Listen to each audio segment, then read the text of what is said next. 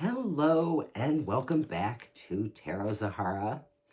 I know, you've guessed it. I'm still Tina Zahara. Anyways, let's get into the underworld. I wore black for the underworld. Okay, so starting with the, the Temperance card,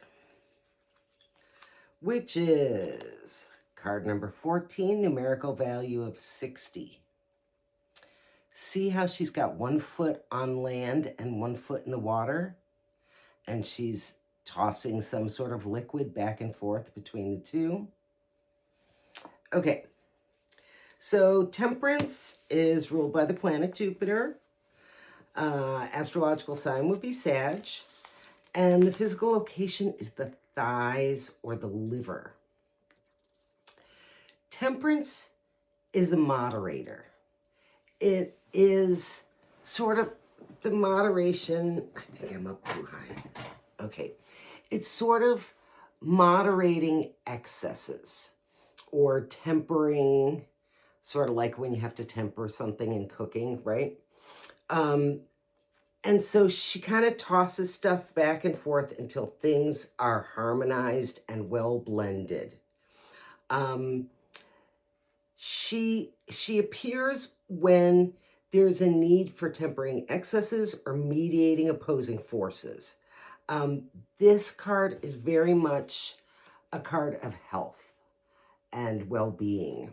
And when she is right side up, you will see either someone who is healing or something that has been healed or something that needs to be healed.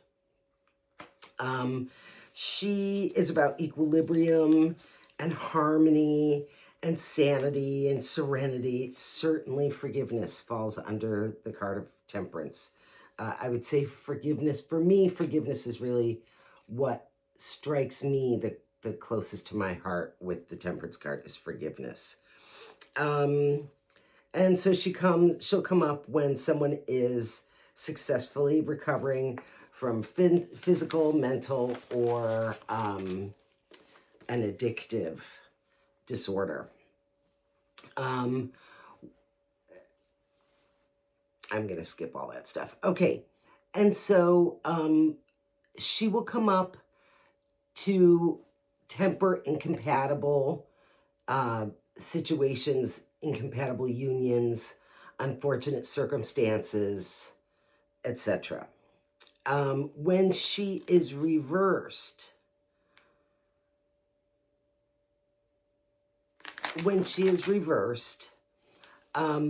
she is about disorder, disharmony, things that are out of sync, out of balance, out of whack. Certainly illness would show as a reverse Temperance card, or a lack of forgiveness or an unwillingness to forgive.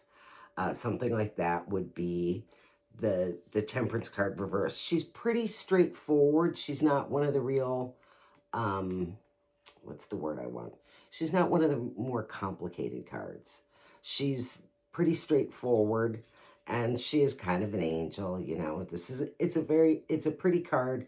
She's like sort of a respite in between the Death card and the underworld that's coming at you. Okay. So the next card we have is the Devil.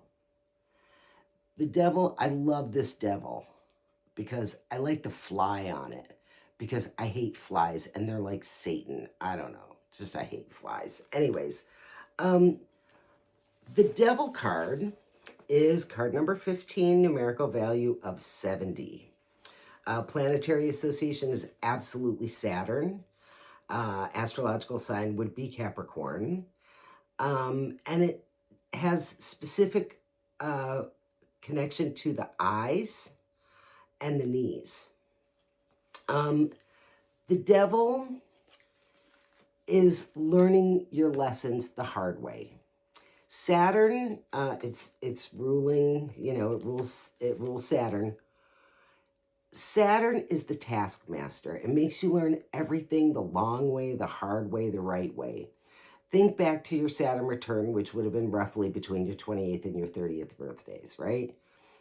Almost everybody, not everybody, but almost everybody has changes in relationships, changes in career. It's really sort of when you come, like when you sort of become an adult.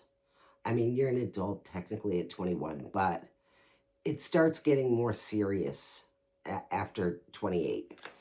And that is the devil card. Saturn restricts. Just like the wheel expands, the devil restricts. And the devil is just complicated. It's just complicated. I mean, it certainly, I like to say all the nation words: condemnation, what were they? Domination, manipulation, retribution, grudges, rage, jealousy, lust,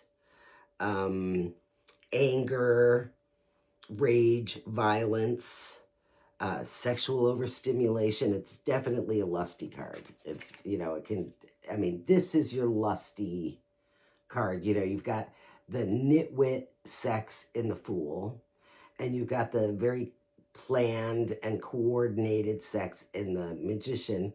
This is just pure lust. It's just raw and lusty. It is certainly rules the act of immediate gratification, right? Like, should you stay home and study, or should you go out with your friends and get drunk? Like, devil. There's so much.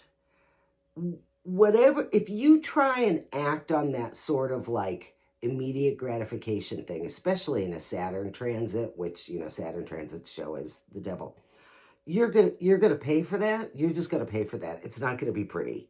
There will be some sort of cost to you. It's sort of primal urges, baser emotions. It's really sort of difficult to pin down because there's just such a wide range of things that this covers, but just assume that if it's ugly and dark, it falls under the devil, okay? A lot of racism, a lot of like xenophobia and transphobia and homophobia and all that stuff will fall under the devil. And the devil is blind. Just like the Emperor sees, which is also another Saturn card, the devil is blind. He think of him as like a blind rage, right? So can it be violence? Yes. Can it be even death? Yes. But more likely, it's going to be some sort of dark situation, a situation that's easy to fall into and hard to get out of. It's going to be the kind of person that you really don't want anything to do with. It's going to be, it's just ugly situations, basically. It's ugly situations, it's ugly people. And when I say ugly, I don't mean facially ugly, I mean internally ugly. And so certainly greed, sexual overstimulation, like, well, I'm not even going to go there. Violence, fatality, evil intent, evil people.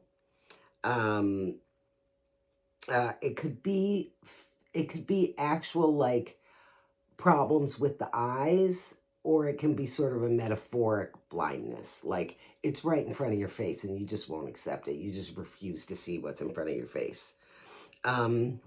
Jealousy, big time, manipulation and all that other stuff. It's a grudgy, ugly card, right side up. The good news is, unlike the cards that have come before it, this one mellows out somewhat when you reverse it. It's the same emotions, it's the same circumstances, it's the same stuff, but it's to a lesser degree.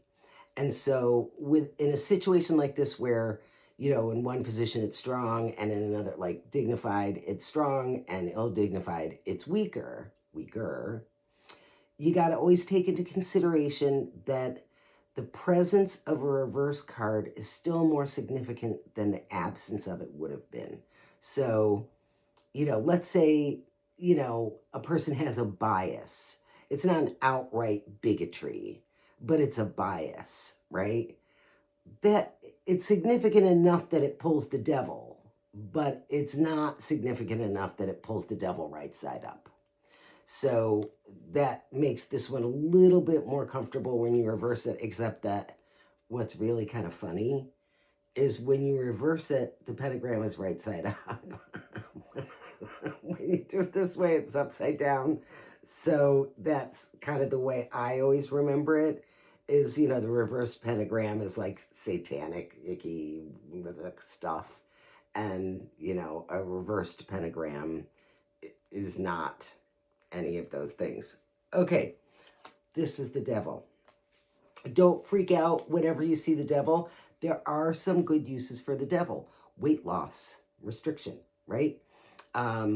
Somebody else being restricted from being able to hurt you or harm you or just irritate you, annoy you. You know, sometimes good lusty sex isn't such a bad thing. Right person, right circumstances, you know. And so don't freak out when you see the devil. You will anyways. I'm going to say it just because I've said it. But you'll still freak out the first time you see it. And probably the second time and the third time and the fifth time. But whatever, I've said it. Please don't freak out.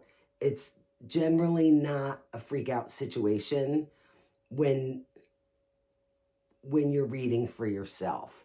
And one thing is, when you're reading for someone else and the devil comes up, right? And if you're reading for them in person, I tend to do most of my readings on the phone. I just prefer it that way. But when you're face to face with someone and you pull the devil card out of the deck, the other person is going to freak out. So it's incumbent on you to settle them down, not to whip them up into a frenzy because you're freaking out about the devil, right? So keep a cool head. You know, I always say, like with the devil, when the devil is right side up, he's knocked on your door, you've opened the door, you've let him in, you've poured him a drink, and you perform oral sex on him. I mean, not such a good idea. Chill. The more you freak out, the more you feed the devil. Don't feed the devil. Keep your wits about you. Keep cool. When whatever it is that's going on blows over, you can freak out then. But don't feed the devil with your fear, because fear is one of the things that the devil can also be. Okay. And now we've got the Tower. I mean, the Tower isn't a happy card, but I kind of like it. I think it's just really descriptive. Okay, so you see this tower, right? And it's being struck by lightning and people are being flung out the windows, right? So, I mean, it's pretty clear what that is. It is card number 16, numerical value of 80. Some decks or some people refer to it as the Tower of Babel. Its planetary associations would be Mars and Uranus. And the astrological sign would be Aquarius. And it rules the mouth. Like if you look at the top of this, right? If you looked down on that, it would kind of look like an unhinged open mouth, right? So it's like the mouth, the rectum, or basically anything that spews, stuff comes out of it, spews, right? The Tower is a card of destruction. You know, Uranus, Aquarius rules revolution and just the obliteration of the status quo. And certainly the tower is that. One of the things about this tower, if you notice, there's no door. And it very much signifies that, I always say that the tower that you build to protect yourself, right? You don't even put a door in it so nobody can come in. Ultimately, just confines you, and you will need to, at some point, be flung out of that tower. And that's the energy of the tower. It's combustible. It's unexpected. It comes out of nowhere. It upends everything, right? And so things like explosions, fires, poison, electricity, broadcast, vomiting, diarrhea, like, saying something really bad or really stupid could be the tower. Sometimes it's like one of those things that, like, you say something and you don't really mean it, or you don't mean it the way it came out, and you just can't take it back, and you're trying to, like, backstroke, and you're trying to, like, talk your way out of it, and the more you talk, the worse it gets. It's like something like that, right? So it's the point in your spiritual evolution when your rigid conventional preconceptions are destroyed to make way for a larger, broader worldview. I mean, the tower, generally speaking, is not a pleasant situation. It's generally pretty unpleasant. On the other hand, just like surgery, for example, it's not fun. It hurts. It's costly. It's a bunch of bad things. On the other hand, it's necessary, and your life is better after as a result of. And so that's kind of how I see the tower. I mean, I don't want to, like, sugarcoat it and, dip it in sunshine and try and make it something that it's not.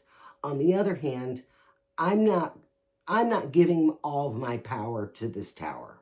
Like, that's just kind of the way it is. Like, I stay in my own power. I have my own choices to make. And even if unexpected stuff comes at me, uh, an earthquake or my house catches fire, whatever, right?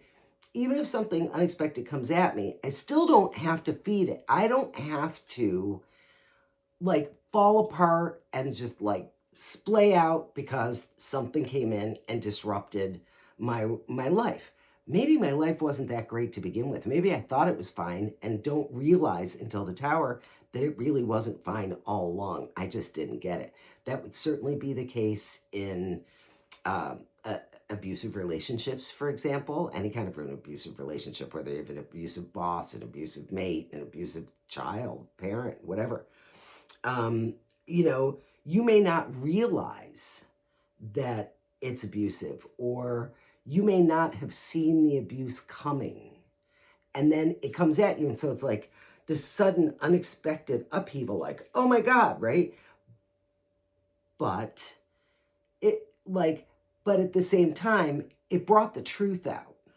Like, it flung you out of your, like, narrow little, like, oh, I'm so scared, protect me. It pulls you out of that and puts you out in the world and gives you choices again, and gives you the space to grow, and gives you freedom, from this totally overprotective pod that you put yourself in.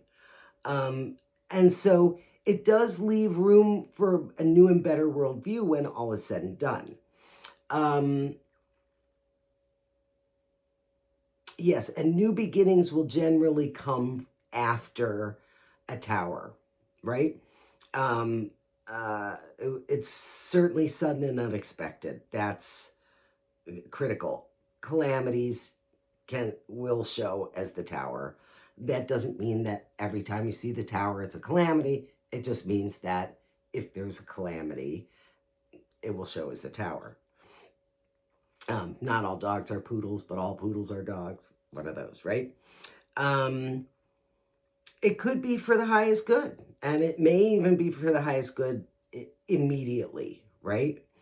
But there's all this like confusion and anguish and pain and, danger and trouble, and, evictions can show as the tower, and homelessness and overdoses and poison and all this other stuff, electricity or electrical fires, or, getting shocked or tased, or, or.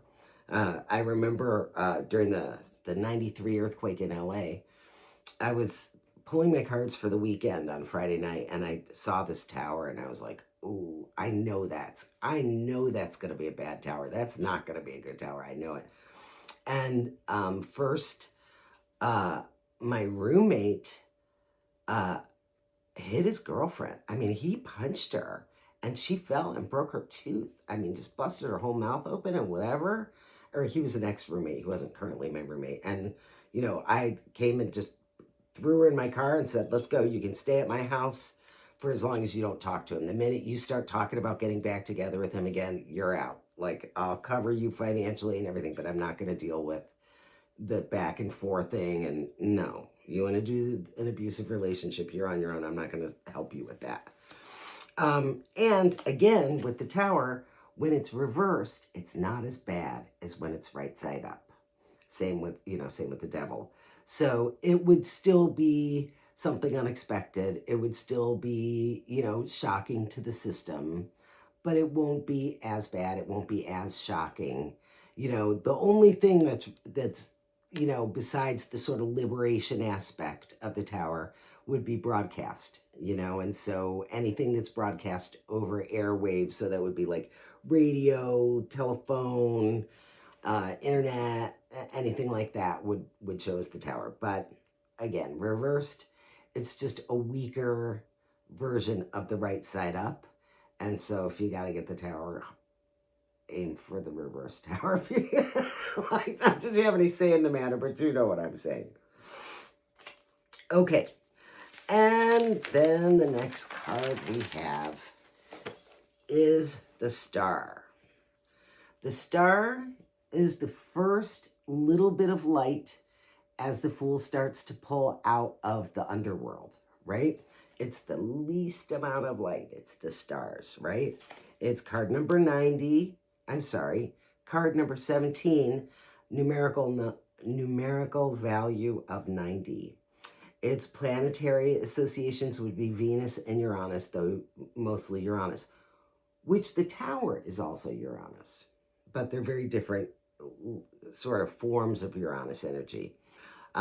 This is certainly the Aquarius card. More Aquarians will show as the Star than the Tower, because they tend to be sweethearts anyways, right? And physical location, there really kind of isn't one. It's not really a physical location kind of card, right? But if you had to give it a physical location, I would say the kidneys. Here again, you've got your character. She's got one foot sort of like on the water and the other foot on terra firma, right? And she's got all these stars.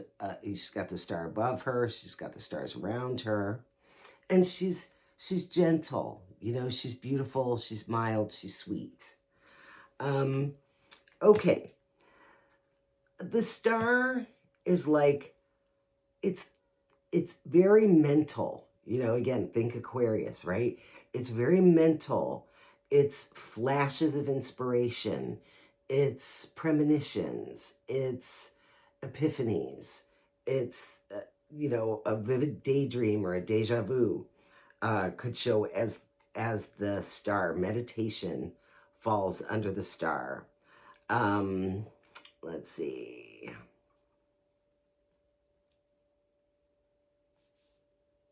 Okay, and so the Star can be certainly a celebrity, would show as the Star. Inspiration and faith and hope, renewal, memory, certainly memory, because it's such a mental card, right? And so this could indicate that the person's about to learn the truth about something that was previously hidden. right? Because it's certainly a card of truth. Romance, true love. Uh, I hate the term soulmates, but they do exist. And so soulmates would certainly shows the star. Health restored would be the star. When you reverse it, it's not that it's a lie. It's not necessarily a lie. It's more of a truth that becomes unavailable.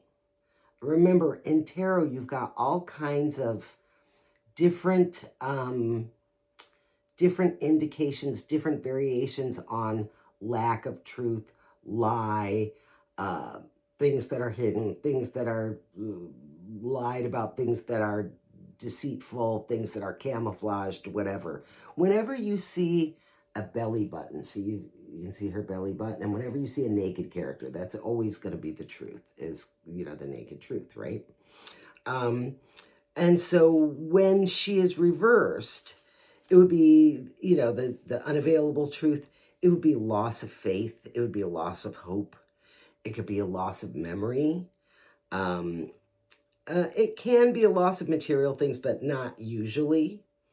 It could be an abandonment of relationships or situations that previously were important and sort of ceased to be important anymore, or somebody, you know, sucks the importance out of it. This one kind of does a little bit of the opposite, the way a lot of the reversals are opposites, and a little bit of the just sort of washing down, watering down of the full upright energy would be the star. It's a really nice card. Um, and again, it's the first card as the Fool starts to, as he's sort of, you know, learn the lessons of the underworld. This is like the first ray of hope in, you know, as he's coming out. And then, so what would be the next largest lumen, the next smallest luminary, or the next smallest ray of light would be the moon. The moon. I love this card. It's card number 18, numerical value of 100. Okay? Its planetary association is, the moon. And also, it's got a little bit of a Neptune energy. It's certainly a Cancer card, but there's a little Piscean energy in there too. It rules the heart, the breast, the stomach, the heart, the breast, and the stomach. It's a very Cancer energy. The moon is, see how you've got like, you've got the dog over here and the wolf over here, or whichever one is which, right? And then you've got this creepy crawler coming out of here. Maybe it's a lobster, whatever it is, coming out of there. And then you've got the two towers with the moon in between, right? The moon is a card of the unconscious. It's a card of sort of reflection, because it doesn't, the moon doesn't have its own light. It reflects the light of the sun, right? So it's about reflection. So that could be reflection in terms of like an image, you know, a photograph, an image, you know, seeing your face in a mirror, something like that, or reflecting off of something else. It could be reflection that's more like of a mental nature. There's a little bit of light that you know, sort of shines in this whole thing. But otherwise, it's still dark. There are also connections to secrets and things hidden in dark corners and dark places where reflected light can't reach, you know, things that hide in the shadows. It could be hidden fears. Certainly, there's tons and tons and tons of fears attached to the moon, right? And hence the wolf, you know, the creepy thing coming out of the water. It could be things from the past that resurface. But generally, when things come back from the past, that resurface from the past, it's for, you know, so that you can sort of figure it out, clean it up, and get it out, you know, get on your way, get it out of there, right? It certainly would indicate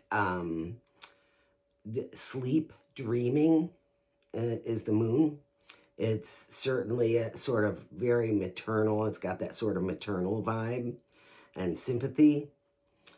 So it would be unconscious, burning through the conscious mind, sleep and dreams, memory, um, you know, EMDR, any kind of therapy.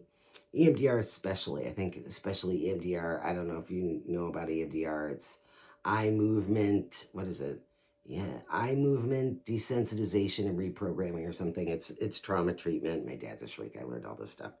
Um, and it's to sort of heal the or remove the traumatic response from a trauma. They use it for Vietnam vets and people who have been raped and people who have, witnessed a homicide or whatever, people who have been traumatized.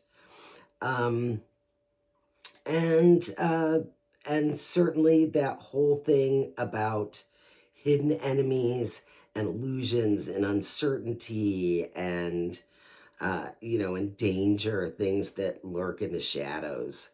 And lunacy falls under this, and deception. This is deception. This is not a truth that just isn't available right now. This is somebody who's tricking you. Okay.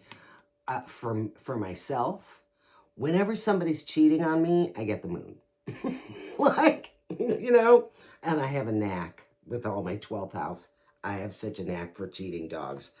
But, okay, so that is the moon right side up. But unlike any of the cards that we have sort of come up to until now, when you reverse it, it makes it much, much, much worse.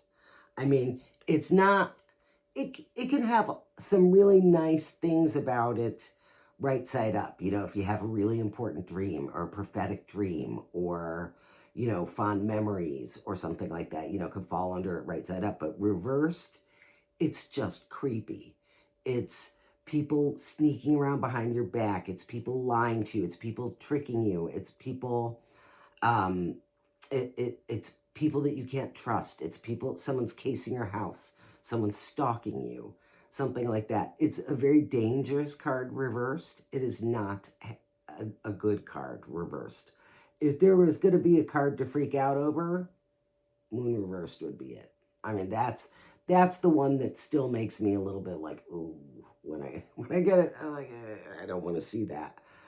And so, when you see something like this, you don't want to jump to either conclusion. You don't want to say this is absolutely a horrible thing, and you don't want to say, oh, this really isn't that bad, because it could be either. It could be a horrible thing, or it could be not that horrible.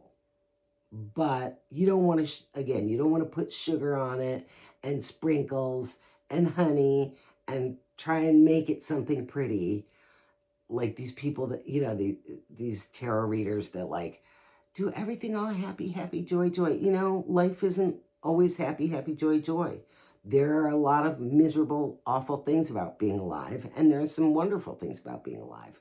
And, a lot of those deceptive, nasty, I can't tell who's a friend and who's an enemy and where they're going to come at me from next, or that for me,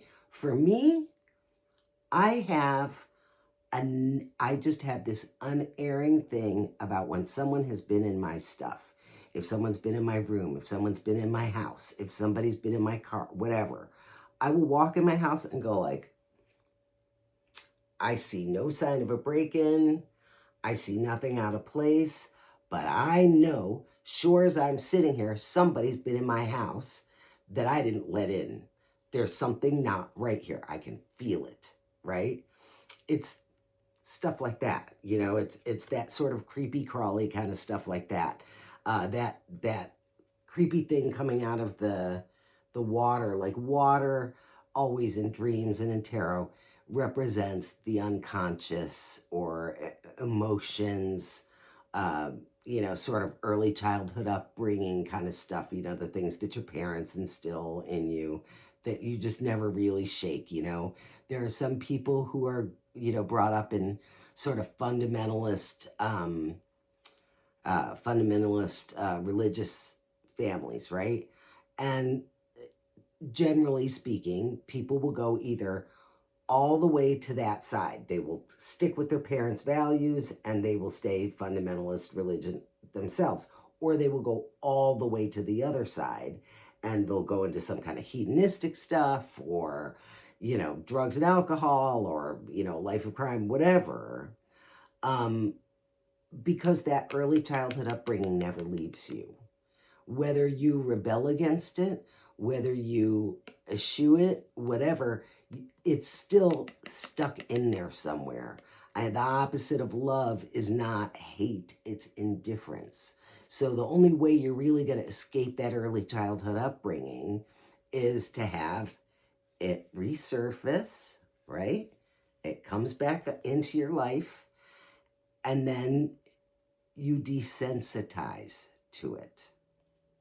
But that early childhood stuff, that's the moon. You know, for myself in particular, because I was born in the 60s and because I was just unbearably psychic as a child, I just had so much trauma from the 68 convention and Ohio State and, you know, all the assassinations. My God, the assassinations and the drug overdoses and all the rest of it. Like, it all just really, really hit me.